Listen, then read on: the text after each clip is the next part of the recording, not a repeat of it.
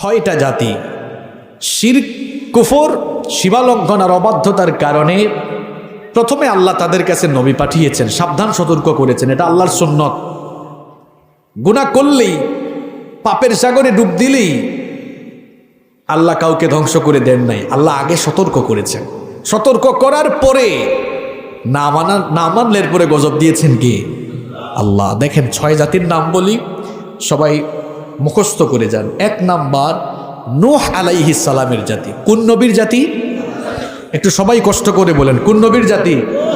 এখনো কিন্তু অনেকে তাকাইতেছে। আমি বলার পর আলহামদুলিল্লাহ, আমি কিন্তু ওই যে বলছিলাম আর অন্যদিকে তাকাবো না, আমি তাকাই না। আমি যা বলছি তাই, আমি তাকাবো না। আপনারা অনেকে তাকাইতেছেন, অন্যদিকে তাকাইয়েন না। তাহলে পৃথিবীর ছয়টি জাতিকে শিরক, কুফর, আল্লাহর সাথে সীমালঙ্ঘন এবং অবাধ্যতার কারণে আল্লাহ ধ্বংস করেছেন। কয়টা জাতি? এক নাম্বার কোন নবীর জাতি? নূহ আলাইহিস সালামের জাতি। এরা যখন মূর্তি পূজা, শিরক এবং কুফরে নিমজ্জিত হলো, নূহ আলাইহিস সালামকে আল্লাহ তাআলা তাদের কাছে নবী বানিয়ে পাঠালেন। এরা নূহ নবীর দাওয়াতকে প্রত্যাখ্যান করলো, নূহ নবীর উপরে নির্যাতন শুরু করলো। শেষ পর্যন্ত এদেরকে মহাপ্লাবন দিয়ে গোষ্ঠী সুদ্ধা আন্ডা বাচ্চা সহ ধ্বংস করে দিয়েছেন কে? দুই নাম্বার জাতি হচ্ছে আদ জাতি। কোন জাতি? আদ জাতি। এদের কাছে নবী হিসাবে পাঠানো হয়েছিল হুদ আলাইহিস সালামকে। কোন নবী? তিনি দাওয়াত দিলেন, বললেন একত্ববাদী রবের গোলামি করো, শিরক, কুফর এগুলো বাদ দাও। হুদ আলাইহিস সালামের দাওয়াতকে তারা রিজেক্ট করলো, প্রত্যাখ্যান করে তারা শিরক, কুফরই নিমজ্জিত থাকলো। অবশেষে তারা যখন ইমানদারদের উপরে আরো বেশি নির্যাতন বাড়ালো, গজব পাঠাইলেন কে? একটানা 3 বছর বৃষ্টি বন্ধ। কয় বছর বলেন তো বাবারা? একটানা 3 বছর বৃষ্টি বন্ধ থাকলে এই কিশোরগঞ্জের মাঠে আপনারা আর ফসল ফলাতে পারবেন? তো এদের উপরে, আদ জাতির উপরে গজব আসলো। 3 বছর যখন একটানা বৃষ্টি বন্ধ থাকলো, ফল ফসল আর হয় না, দুর্ভিক্ষ দেখা দিল। এরপরে 3 বছর পরে একটা কালো মেঘ আল্লাহ পাঠালেন, আকাশে কালো মেঘের টুকরা। এটা দেখে তারা ভাবছে বৃষ্টি হবে। কি হবে? বৃষ্টি যেমন রহমত, তেমনি অতিবৃষ্টি আর গজব। তো মেঘের টুকরা আসার পরে এমন বৃষ্টি শুরু হয়েছে, এটা আর থামে না। একটানা 7 রাত 8 দিন, কোরআনে ঘটনা এসেছে। 7 রাত 8 দিন এমন ঝড় তুফান হইল। এই ঝড় তুফান দিয়া আল্লাহ সবগুলারে আন্ডা বাচ্চা সহ গজব দিয়ে ধ্বংস করে দিলেন। কয় নাম্বার জাতি? 3 নাম্বার হচ্ছে সামুদ জাতি। কোন জাতি? সামুদ জাতি। এদের কাছে নবী এসেছিলেন সালেহ আলাইহিস সালাম। এই জাতি শিরক, কুফর এগুলোতে লিপ্ত ছিল, পাশাপাশি আরো অনেক ধরনের কুকর্মে তারা লিপ্ত ছিল। সালেহ আলাইহিস সালাম দাওয়াত দিলেন, দাওয়াত কবুল করলো না। এই জাতিকে আল্লাহ একটা ভূমিকম্প দিয়া শেষ করলেন। আল্লাহ যদি চান, একটা ভূমিকম্প দিয়া মুহূর্তের মধ্যে কিশোরগঞ্জ সহ গোটা বাংলাদেশ, পৃথিবী সহ ধ্বংস করে দিতে পারবেন কিনা? কয়েকদিন সময় লাগবে? কয়েক ঘন্টা? কয়েক মিনিট? আল্লাহ শুধু বলবেন কুন ফায়াকুন, বলবেন হয়ে যাবে। তাহলে 3 নাম্বার জাতি সামুদ জাতি। 4 নাম্বার হচ্ছে লূত আলাইহিস সালামের জাতি। এরা শিরক, কুফর তো করতই, পাশাপাশি এরা পৃথিবীর ইতিহাসে সর্বপ্রথম এমন এক কুকর্মে এই জাতি লিপ্ত হয়েছিল। এরা পুরুষে পুরুষে যৌনতা, নারীতে নারীতে যৌনতায় লিপ্ত ছিল, যেটাকে আমরা বলি সমকামিতা। পৃথিবীর ইতিহাসে এরাই প্রথম সমকামিতায় লিপ্ত হয়েছিল। এদের উপর আল্লাহ গজব পাঠালেন। প্রথমে লূত আলাইহিস সালাম এদেরকে সাবধান করলেন, দাওয়াত দিয়ে সাবধান হলো না। এরপরে আল্লাহ ফেরেশতা পাঠালেন, জমিন উল্টায়া এদেরকে ধ্বংস করে দিলেন কে? কয় জাতির কথা বললাম? 4। 5 নাম্বার হচ্ছে শুআইব আলাইহিস সালামের জাতি। তিনি মাদিয়ানবাসীর কাছে নবী হিসাবে এসেছিলেন। এরা শিরক, কুফর তো করতই, পাশাপাশি ওজনে কম দিত, নানামুখী কুকর্মে লিপ্ত ছিল। শুআইব আলাইহিস সালাম তাদেরকে দাওয়াত দিলেন, দাওয়াত কবুল করল না, নিজেদের কুকর্মে লিপ্ত রইল। এরপরে এদের উপর এমন গজব আসলো, শুনতেছেন আপনারা? ঘটনাগুলো সংক্ষেপে বলে যাচ্ছে, সময় কম তো। এমন গজব আসলো, একটানা 7 দিন এদের উপর গরম চাপায়া দেওয়া হলো। গরমের দিনে গরম লাগে না আপনাদের? এমন গরম, গরমের চোটে কাপড় চুপড় খুলে এরা ঘর থেকে বেরোইছে। গরম অতিষ্ঠ হয়ে গেছে গরমে। এরপরে তারা কি করলো, মাটির নিচে কিছু গর্ত খনন করলো, ভাবছে মাটির নিচে গেলে গরম একটু কম লাগবে। ওখানে গিয়ে দেখে ওখানেও গরম, ওখান থেকে বের হইয়া গেছে গাছপালার নিচে, সেখানেও গরম। একটানা এরকম গরমের গজব চললো কয়দিন চললো। এরপরে অষ্টম দিনে একটা মেঘের টুকরা আসলো। মেঘ, আসমানের মধ্যে যে মেঘ সুবিন্যস্ত, এগুলো আপনার আমার কথায় চলে না আল্লাহর কথায় চলে? মেঘের টুকরা দেখে এরা ভাবছে, আহা 7 দিন এত যন্ত্রণায় আছে, এখন হয়তো একটু বৃষ্টি আসবে। সবাই এবার এক জায়গায় গিয়ে জমা হলো মেঘের টুকরার নিচে, ভাবছিল বৃষ্টি আসবে। সব যখন এক জায়গায় গিয়ে জমা হলো, আল্লাহ তখন মেঘ পাঠালেন না, ওই মেঘের টুকরা থেকে আগুন বর্ষণ করলেন। কি বর্ষণ করলেন? কুষ্টি সুদ্ধা শেষ। কয় জাতির কথা বললাম? এরা গজবে ধ্বংস হচ্ছে কেন? শিরক, 1 নম্বর শিরক, আল্লাহর সাথে সীমালঙ্ঘন আর জুলুম। শিরক আর জুলুম, কয় কারণ? একদিকে শিরক করেছে, নবী পাঠাইছেন আল্লাহ, এরা নবীর উপরে এবং যারা ঈমান এনেছে এদের উপর কি করেছে? দেখেন, গজব আসার 2 নম্বর কারণ বলতেছি, শিরক এবং জুলুম। জুলুমের ওয়াস্তে একটু আগে আব্দুল্লাহ ভাই খুব সুন্দর করে বলেছে। 6 নম্বর এবং সর্বশেষ জাতি ফেরাউনের জাতি। কোন জাতি? এই ফেরাউন ছিল এমন কুখ্যাত বেঈমান, সে বলেছিল ফাকালা আনা রাব্বুকুমুল আ'লা, আমি হচ্ছে সবচাইতে বড় খোদা। সে নিজেকে খোদা বলে দাবি করেছিল। মূসা আলাইহিস সালাম এবং তার উম্মতদের উপরে জুলুম নির্যাতনের স্ট্রিম রোলার চালিয়েছিল। মূসা আলাইহিস সালামকে আল্লাহ নবুয়ত দিয়েছিলেন। নবুয়ত দিয়ে আল্লাহ বলেছিলেন, ইযহাব ইলা ফিরআউনা ইন্নাহু তাগা, ফেরাউনের কাছে যাও, সে অবাধ্য সীমালঙ্ঘনকারী। মূসা আলাইহিস সালাম ফেরাউনের কাছে দাওয়াত নিয়ে গেলেন। ফেরাউন বলল, তুমি আবার কোন খোদার দাওয়াত দাও? আমি তো নিজেই হলাম মিশরের খোদা। ঈমান আনলো না, ঈমান প্রত্যাখ্যান করলো, দাওয়াত প্রত্যাখ্যান করে শিরকেই নিমজ্জিত রইল। শুধু শিরক করলো না, নিজেকে খোদা বলে দাবি করলো। আর যারা ঈমান এনেছিল, ঈমান যারা আনতো, এদেরকে ধরে ধরে জ্বলন্ত কয়লার মধ্যে অথবা কাউকে কাউকে চিরে দ্বিখণ্ডিত করে ফেলতো। মাঝে মাঝে গরম তেলের ডেস্কির মধ্যে ফেলে দিত। আবার তার জুলুমের বর্ণনা এসেছে, ইউকাত্তিলুনা আবনাআকুম ইউদাব্বিহুনা আবনাআকুম, ইমানদারদের ছেলেগুলোকে, সন্তানগুলোকে ধরে ধরে জবাই করে ফেলতো। এইরকম জুলুম নির্যাতন যখন চতুর্দিকে চলতেছে, আল্লাহর একটা সুন্নত হলো, জালেমদেরকে আল্লাহ চূড়ান্ত গজব দেওয়ার আগে, এর আগে ছোট ছোট গজব দিয়ে আল্লাহ এদেরকে সতর্ক করেন যেন তারা হেদায়েতের দিকে আসে। এই ফেরাউনকে আল্লাহ সাগরে ডুবাইয়া শেষ করেছিলেন, কিন্তু তার আগে আরো ছোট ছোট অনেকগুলো গজব তার উপরে দিয়েছিলেন। শুনতেছেন আপনারা? এইরকম জুলুম যখন চলতেছে, আল্লাহ তাআলা প্রথমেই তারে ধ্বংস করলেন না। গোটা মিশরে প্রথমে আল্লাহ দুর্ভিক্ষের গজব দিলেন। কি দিলেন? ফসলের মাঠে ফসল নাই, ফল নাই, ফসল নাই, দুর্ভিক্ষ। এখন ফেরাউন নিজেকে খোদা বললে মনে মনে জানে সে একটা হুদা, আসলে কিছুই। সে যখন দেখলো ফসলের মাসে ফসল নাই, আচ্ছা বলেন তো, ফসলের মাসে ফসল, ফলমূল, ফসল, শস্য, এগুলো ফেরাউন ফলায় নাকি আল্লাহ দান করেন?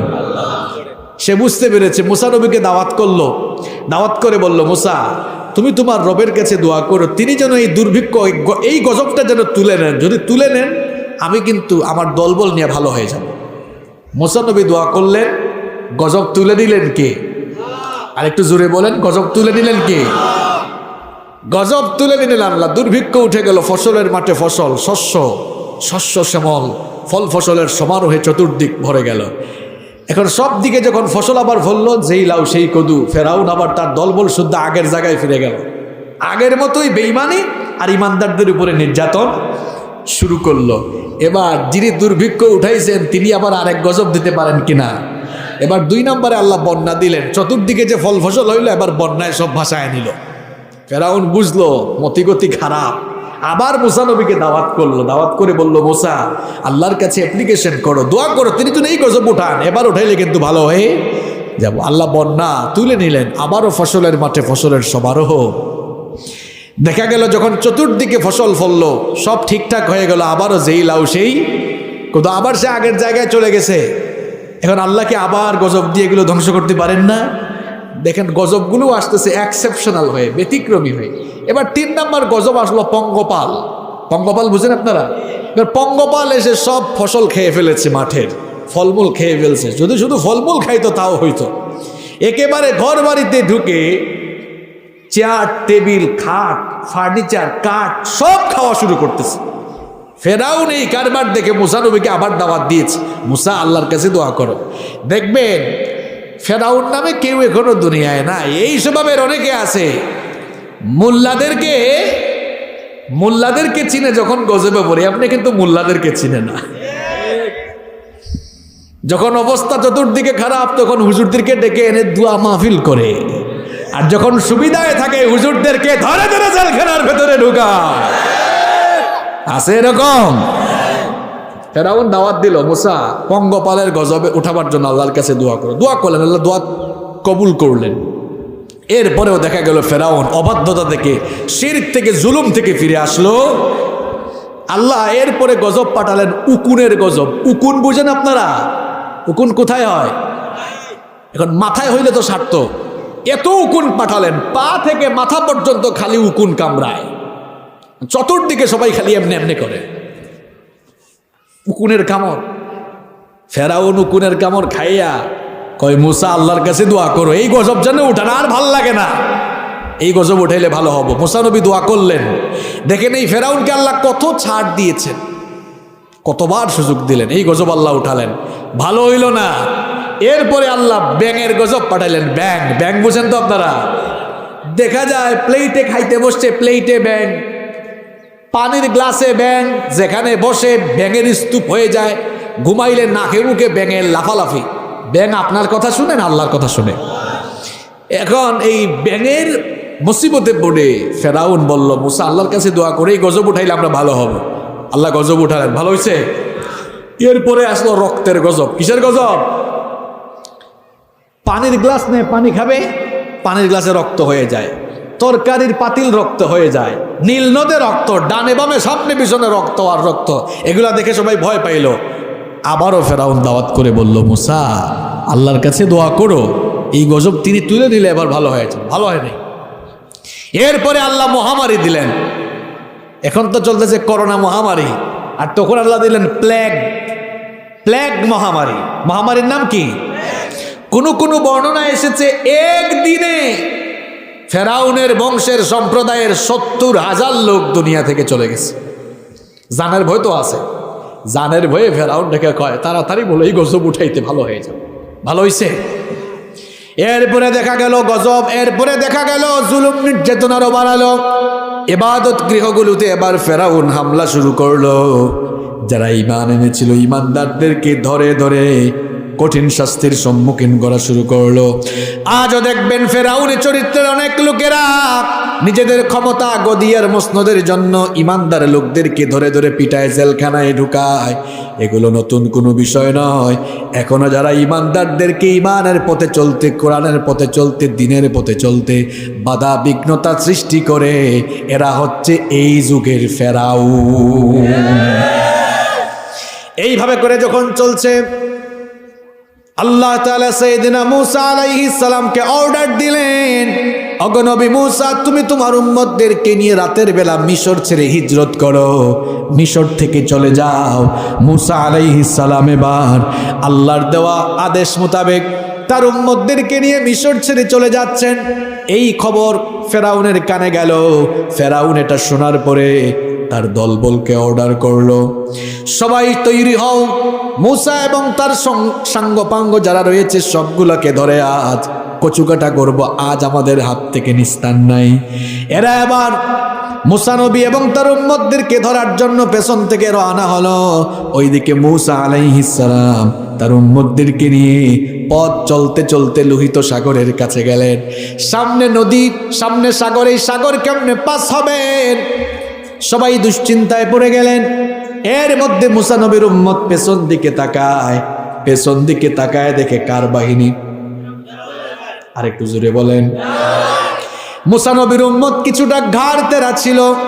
তারা বলল, গো মূসা, কোথায় নিয়ে আসলা? এখানে তো মৌত ছাড়া আর কিছু দেখতেছি না, সামনে গেলেও মরা লাগবে, কারণ সাগর পেছনে গেলেও মরা লাগবে, কারণ ফেরাউনের বাহিনী।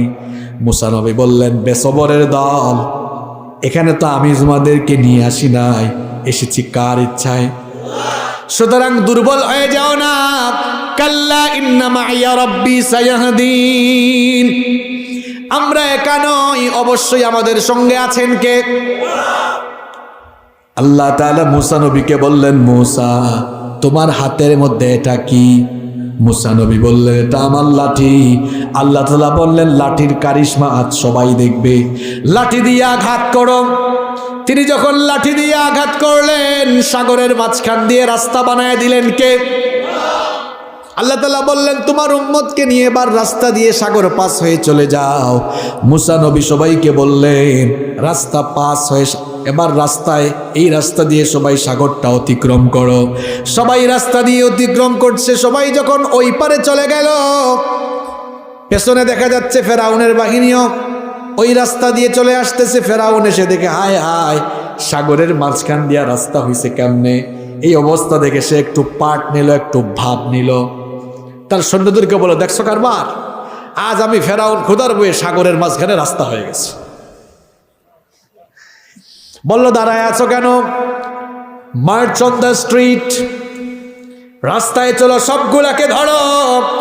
মুসা নবীর উম্মত যখন ওই পারে চলে গেলেন, পেছনে তাকায় দেখে ফেরাউনও তার দলবল নিয়ে রাস্তা দিয়ে তাদেরকে ধরার জন্য আসতেছে। তারা বলল, নবী মুসা, বাঁচতে তো মনে হয় পারবো না, ফেরাউনও তো তার বাহিনী নিয়ে চলে আসতেছে। মুসা নবী বললেন, বেসবরের দল, এত বেসবর হইস না, আগে সবাই এই পারে চলে আসো, তারপরে কারিশমা দেখবা ঘটনা ঘটাবেন কে। সবাই যখন ওই পারে চলে গেল, ওই দিকে ফেরাউন তার বাহিনী নিয়ে একেবারে যখন মাঝ সাগরে আসলো, এবার রাস্তা যিনি তৈরি করে দিয়েছেন, ওই রাস্তা ধ্বংস করে দিতে পারেন কি? আল্লাহ আবার রাস্তা ধ্বংস করে দিলেন। দুই দিকের পানি আবার এক হয়ে গেল। এখন যে ফেরাউন এত বছর ইমানদারদের উপরে জুলুম নির্যাতন চালিয়েছে, ওই ফেরাউন তার দলবল সহ এদেরকে লোহিত সাগরের মধ্যে, পানির মধ্যে নাকানি চুবানি খাওয়াচ্ছেন কি? যখন সে পানির মধ্যে নাকানি চুবানি খেয়ে খেয়ে জান যায় যায় অবস্থা, এবার এই ফেরাউন তখন কি বলল দেখেন, সূরা ইউনূসের 90 নম্বর আয়াতে কাহিনীটা এসেছে।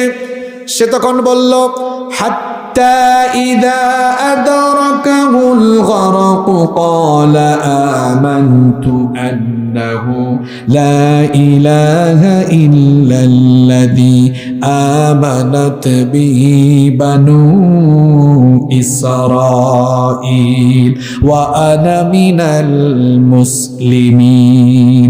আল্লাহ তাআলা বলছেন, যখন সাগরে ডুবে জান যায় যায় অবস্থা, তখন ফেরাউন বলল, আমানতু আন্নাহু লা ইলাহা ইল্লাল্লাযী আমানাত বিহি বানু ইসরাঈল। সে বলল, গো আল্লাহ, আমি ভালো হয়ে গেছি, বনি ইসরাইলের লোকেরা যার উপরে ঈমান এনেছে, আমিও তার উপরে ঈমান এনেছি। আল্লাহ বললেন, আল আন, বাটপার, এখন তোর সময় হয়েছে। ওয়াকাদ আসাইতা ক্বাবলু ওয়া কুনতা মিনাল মুফসিদিন, অথচ এর পূর্বে তুই সবচেয়ে বড় জালেম ছিলি, ফিতনা ফাসাদ তৈরি করে মানুষের উপরে জুলুম নির্যাতন চালিয়েছিস।